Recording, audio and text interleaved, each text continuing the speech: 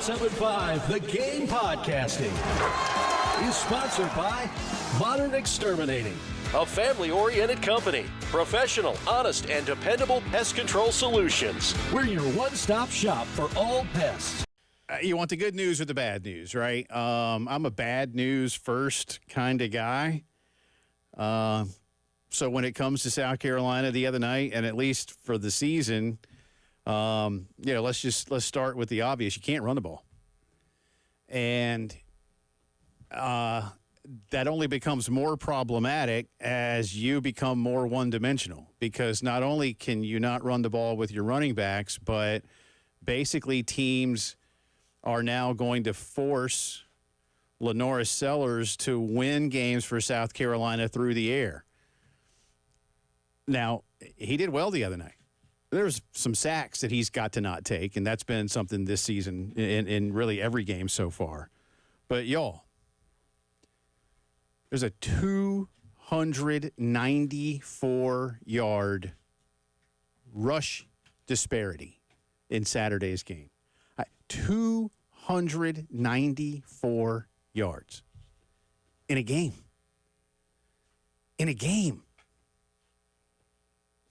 It's the lowest output South Carolina's had, which is a negative number, since 1981. And if I remember correctly, because I'm old, somebody help me out, but I believe South Carolina and Pittsburgh were on national television that day.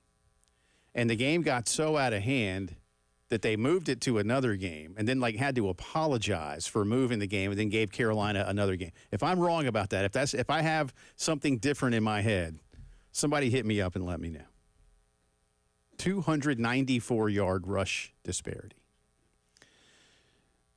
South Carolina committed 14 penalties on Saturday night. 7 of them were procedural. Mostly motion on the offense, a couple of offsides on the defense. Penalties are going to happen. But the ones you can control, you've got to cut down on. And so far, South Carolina has. South Carolina's been penalized a lot this year. South Carolina is now showing that, in a stark contrast to the majority of last season, you are not fundamentally sound on defense. Missing too many tackles, having coaches and players admit that they're not in position, taking the wrong angles, whatever the approach is. But you aren't fundamentally sound there. Now, why? Maybe it's because some of those veteran guys that you didn't have last year haven't been directly replaced with experienced guys who just understand what's up. And you have other coaches taking advantage of that. Certainly Vanderbilt and Missouri. I still think this is a pretty good football team in terms of the collection of talent that they have. Yeah.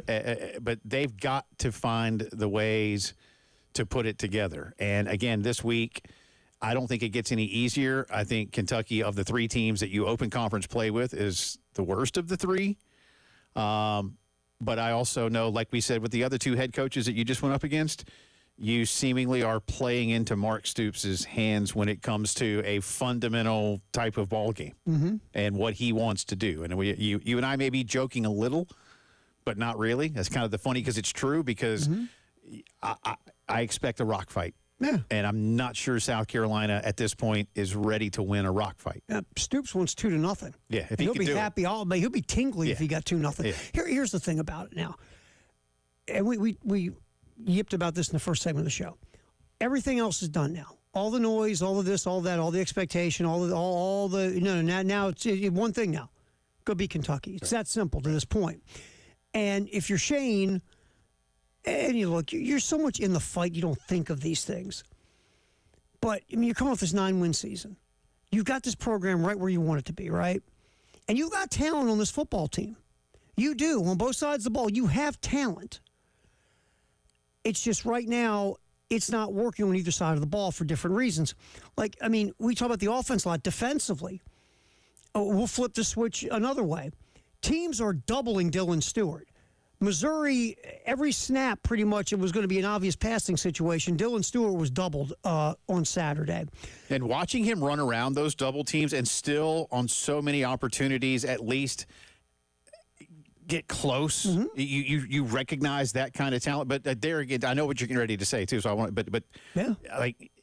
Despite that, he is still effective. That's how talented he is. and they're taking his. They're basically saying, look, the rest of you cats can beat us. This dude's not beating us. Now, Brian Thomas earlier in the year, I mean, he was showing a bit. But he's got to show more. These other, I mean, again, Murphy, J.O., we've seen flashes of what they can be. They've got to get consistent. That's the whole theme, right? Yeah, consistency. Yeah.